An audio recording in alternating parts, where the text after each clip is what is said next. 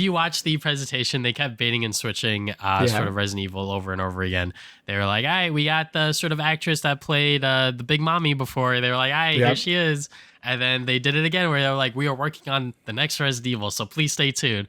And then obviously they dropped the bombshell here. And the reason why this is so funny is because my girlfriend, she's been, every time there's like some sort of like presentation, like gaming wise, she's like, Resident Evil 9, we're going to see it. We're going to see Leon Kennedy, butt naked, all this. I'm like, girl, calm down. I'm always like, are they going to announce Resident Evil?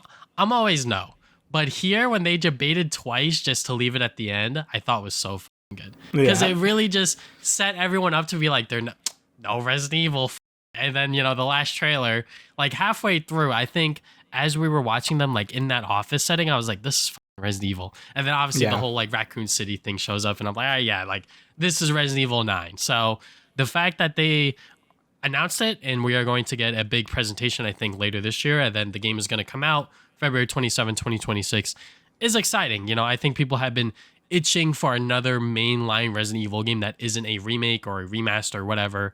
Because, you know, I think, what was it, 6 and 7? Or no, 7 and 8. 7 and 8. Yep. 7 and 8. Those were very, very good, sort of bringing people back into the Resident Evil world, while also kind of like soft rebooting it in a way, you know, sort of bringing new fans in, but also still keeping the old continuity the same in a sense, kind of, not really.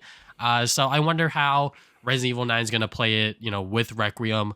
People are saying that like Leon Kennedy is going to return because yes, it is Raccoon City, so you got to have Leon in there. Yeah. I'm just curious when they're going to show him because obviously Leon Kennedy is a big money seller, so they have to show him for the marketing. It would be dumb for them to sort of keep him hidden this whole time leading up to the game's release, when if you advertise him, that's just going to get more people on board because, oh, it's another Leon Kennedy Resident Evil game. I'm going to buy that. You know, like I think a lot of people are like that, which is fair, you know, because Leon Kennedy is a beloved video game character. So yeah, I just cannot wait to see what the game actually looks like, because apparently you could switch between first and third person and all this other stuff.